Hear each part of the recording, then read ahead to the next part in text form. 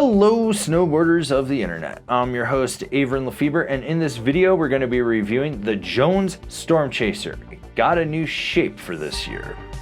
This board features Jones's Christensen Surf Camber Rocker. So what that is a directional cam rocker. You got camber underfoot, then a longer rocker in the nose and a tiny rocker in the tail. That camber section is going to give you all the load, pop, snap, and drive, while that rocker section in the nose is really going to help with the ease of entry in and out of turns, as well as more optimal powder float. This board is available in 142, 147, 152, and 157. I rode this board at Copper Mountain on a day that was overcast, there was snow falling at times, slightly warmer temps. You had a bunch of fresh pow in there. You had perfect corduroy, push piles, chop, chunder, just a mix of powder spring conditions, and I rode it with my Rome Black Label bindings and my K2 Thraxis boots. They made this board a little bit softer with the redesign in it since the last time I rode it. You notice it's a little bit more approachable. It's still a fully directional flex, and then that is going to be very obvious with the shape, let alone with the fact that you've got this huge rocker in the nose and then this camber section. So it starts off softer in the nose and progressively stiffens back up to the tail.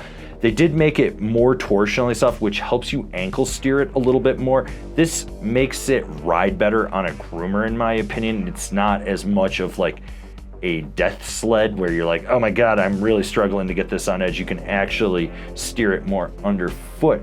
When it comes to stability, you got a couple things going on. So you got this huge rocker in the nose, so on a groomer, that's gonna flap and you're gonna feel some of that chatter resonate back underfoot.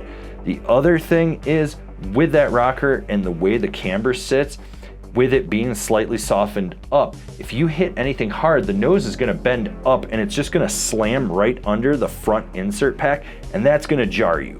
You're gonna feel that.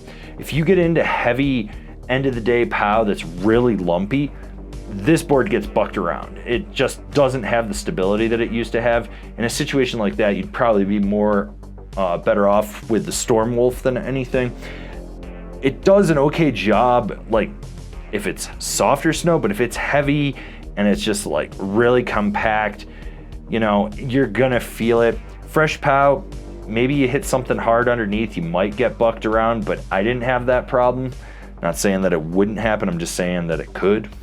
So for having as short of a tail as this and with a setback camber, it actually snaps fairly quickly. It's easy to load up, and when you roll back, it reacts really quick, which allows you to pop. This is really good in fresh pow because you can porpoise along, especially if you get into something flatter where you need to just kind of keep your speed as you're going up and down.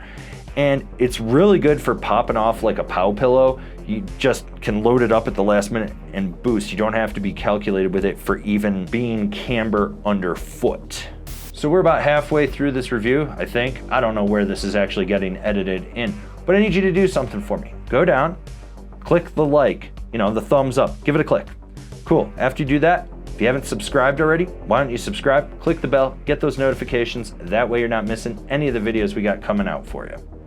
You can pow butter with this thing, especially on the nose. That's like a spatula right through some creamy frosting. You just got this immense area to really press into, and you can feel that flex point right where the camber meets the rocker, and it holds well until you want to snap out of it. When it comes to the tail, it's pretty much high speed wheelies. That's what you're doing. You just don't have a lot to work with there. But like I said, that nose, you can pop a 180 and really press into it and pop right back out and go on your way. The biggest thing with this board is the shape change and the torsional flex change. You can steer this better on a groomer. With the old one, it took a lot more work. It was a lot harder. This one's more approachable. It's easier to set that edge. It's quicker edge to edge. It's far more nimble. Now you can lay it over into a hard carve if you want to, but by and large, it's just those short, tight, quick turns or medium mellow carves that were lacking with the old version that have improved with this. It allows you to get around the mountain if you're going across the groomer to get from one pow stash to another pow stash.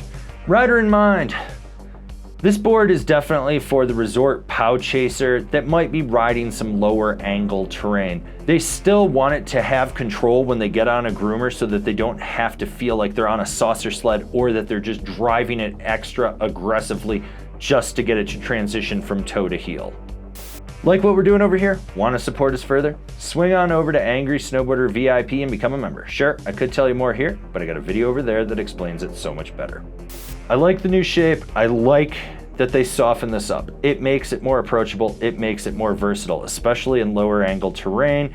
You can just maneuver this better. It's more nimble in the trees than the old version was, which is nice because riding Colorado, we ride a lot of tight trees, and it floated well. It was just a very superb ride. Comparable boards: the K2 Special Effects, the Libtech MC Wayfinder, the Nitro Dinghy. Binding recommendations: the Jones Meteorite, the Union Strata, the K2 Edition. This has been my review of the Jones Storm Chaser. Looking for some bindings to slap on it? Why don't you go watch one of the videos for one of the ones I just recommended.